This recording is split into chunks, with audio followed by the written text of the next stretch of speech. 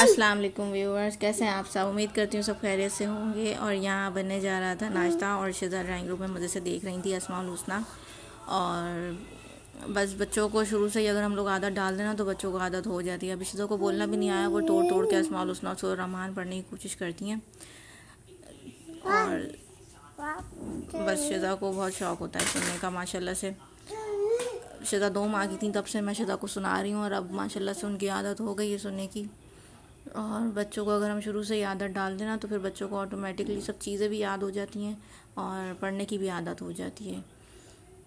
बस यहाँ बनने जा रहा था मेरा ऑमलेट। ऑमलेट में मैंने ज़ीरा डाला है और बस नमक डाला, प्याज और हरी मिर्च डाल के मैं ऑमलेट बना लूँगी। और यहाँ पर हो गए थे मेरे पराठे तैयार और ये हो गया हमारा ज़बरदस्त सा ऑमलेट तैयार। और चाय में अगर इलायची ना हो तो मज़ा ही दोबाला नहीं होता। तो चाय, इलायची वाली चाय तैयार है और हम करने लगे थे नाश्ता। और हमें जाना था बाहर शिजा के बड़े बाबा के घर। और फिर नाश्ते के बाद बस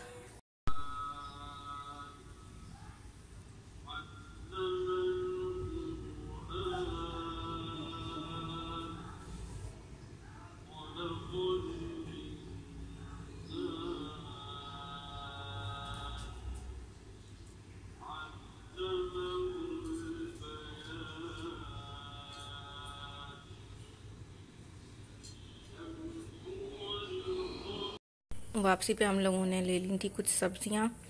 और जो कि ये ऑरेंज टमाटर में खाना बनाती हूँ, लाल टमाटर में खाना अच्छा नहीं बनता। और साथ में गोल्डन हमने प्याज ली थी। इस प्याज के अंदर खाना बड़ा बेहतरीन बनता है। जो लाल वाली प्याज होती है वो तो सैलड्स के लिए इस्तेमाल होती है। और शिजा बहुत ज़्यादा थक गई थी, वहाँ से आके वो सो गई। तो जल्दी जल्दी मैंने काम निपटाना था। हरा धनिया में रख रही थी। हरा धनिया असेंबली में खोल के शॉपर में पैक करके रख देती हूँ। कोई इसकी रॉकेट साइंस नहीं है कि डब्बे में लगाओ तो अखबार में पैक करो। ये ऐसे ना 5-6 दिन मेरा चल जाता है। और जो डंडियाँ आई हैं मैं फेंकूँगी नहीं, इनमें पत्ते लगे हुए हरे। ये अभी निकाल के मैंने सब्ज़ी को गार्निश कर देना है अपनी। ये हो गया हरा धनिया पुदीना। अब जल्दी से मैं कीमा धोने लगी थी। कीमा धो के रखूँ ताकि इसके अंदर से जो पानी निकलेगा तो वो एक्सेस पानी निकलता रहे। उस दौरान मैं जल्दी से आटा भी गूँध लूँगी। तो यहाँ पर मैं कीमा धो के रख रही थी, साथ में मैंने चिकन धो ली थी। और इन सब चीज़ों को भी मैनेज करके मैंने रखना था। उसके बाद बस मैं आटा गूँधने खड़ी हो गई थी और जल्दी जल्दी मैंने आटा गूँधा है। हम लोग नाश्ते में तो मैंने सफ़ेद आटे के बनाए थे पराठे, वैसे हम लोग लाल आटा खाते हैं। लाल आटा वो जो चक्की का होता है। और आटा गूँधने की ट्यूटोरियल भी आपके साथ मैंने शेयर कर दी है। गौर गौर से देखें कि आटा गूँधता किस तरह है। पहले सारे आटे को हमने मिक्स किया। मिक्स करने के बाद इसको अपना हाथों पे जितना भी आटा लगा हुआ था वो आराम आराम से आहिस्ता आहिस्ता हमने निकालना है। उसके बाद फिर सारा आटा एक जाम किया हमने, थोड़ा थोड़ा पानी लेके। उसके बाद फिर साइड्स भी साफ़ करते रहनी है। अब हाथ डिप करके सिर्फ गीला करके हमने गूँधना है, मुक्कियाँ लगानी हैं। और ये हमारा आटा गूँध के तैयार हो गया है। जिन जिन लोगों को आटा गूँधने की परेशानी है वो ये वीडियो देखकर बआसानी अपने घर में आटा गूँध सकते हैं। शुक्रिया। अब आटा गूँधने के बाद उसको 15 मिनट सांस लेने का मौका भी दिया जाता है ताकि वो आराम से सेट हो जाए। इस दौरान मैं जो गोश्त धो के रखा था और जो कीमा धो के रखा था उसके पैकेट बना के फ्रीज़र में डाल दूँगी। तो यहाँ पर मैं सालन का पैकेट बनाने लगी थी। और छोटे छोटे पैकेट बंदा बना के रख देना तो अगर मेहमान भी आते हैं ना तो 2 पैकेट निकाल लिए, 1 पैकेट। और अगर नहीं आए अपने लिए सिर्फ मतलब छोटी सी फैमिली के लिए बनाना है तो फिर 1 पैकेट ही निकाल लिया। ये आसानी रहती है। अगर इकट्ठा आप एक जगह पैकेट बना के रख देंगे तो उसे डीफ्रोस्ट करने में भी बहुत टाइम लगता है। और यहाँ मैं बाजू की बोटियाँ और गर्दनों की बोटियाँ अलग कर रही थी क्योंकि ये सालन में मैं नहीं डालती, क्योंकि मुझे अच्छी नहीं लगती सालन में ये बोटियाँ।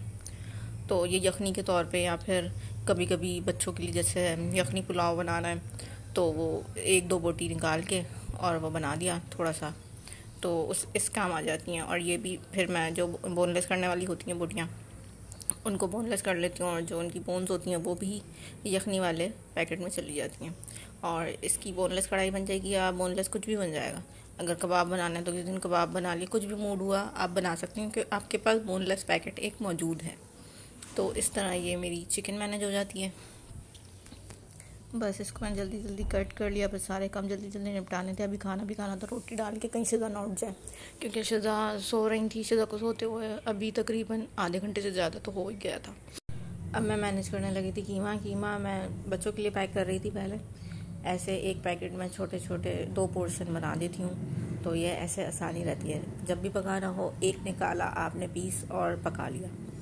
इसी तरह मैं अपना बड़ों का ऐसा करती हूँ कि 3 पैकेट अब इस कीमे के बना लूँगी, तो ये होगा कि छोटे छोटे पैकेट बना लिए। जब अपने लिए बनाना है तो 1 पैकेट निकाल के बना लिया, और अगर मेहमान आ गए तो आप 3 पैकेट बाहर निकाल लें। सिंपल छोटे छोटे पैकेट लिया करें, बड़ा पैकेट नहीं बनाया करें, क्योंकि कीमा या गोश्त वगैरह फिर मुश्किल होती है डीफ्रोस्ट करने में। पैकेट सारे तैयार हो गए थे मेरे, और अब बारी आती है काउंटर साफ़ करने की, क्योंकि काउंटर साफ़ इसलिए करना है क्योंकि यहाँ गोश्त का काम हुआ था।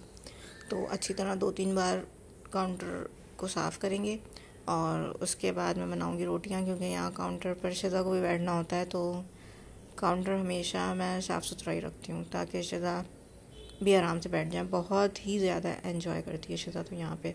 उसका टूथपेस्ट और ब्रश मैंने यहीं रखा हुआ है साइड पे। वो जब भी आती है ना, उसको ब्रश करना होता है। माशाल्लाह से इतना शौक़ है उसको ब्रश करने का, और फिर मुझे देखेगी कि मैं साथ साथ ना पोयम पढ़ती रहूँ। बस brush brush brush your teeth, मैं बस पोयम पढ़ती रहती हूँ, ब्रश करती रहती है। यहाँ मैं रोटियाँ पका के फारिग हो गई थी, और जो हरा धनिया था मेरा, वो मैंने उसमें से हरी पत्तियाँ निकाल के मैंने इसको गार्निश कर दिया था मिक्स सब्ज़ी को। साथ में मैंने रायता बनाया था, और ये आ गई हमारी दाल। अब बारी आती है रात के खाने की। तो रात के खाने में बना रही थी कीमा, और कीमे में मैंने दही डाला था, फ्राइड प्याज डाली थी, और अदरक लहसुन पेस्ट, और साथ में मेरे पास था सीख कबाब मसाला। उसके मैंने लिए थे 6 चमचे। ये छोटा वाला चमचा आप देख सकते हैं कितना छोटा है। शिज़ा को मैं इसी से खाना खिलाती हूँ। और बस इसको मैरिनेट करेंगे हम, और फिर रख देंगे 1 घंटे के लिए।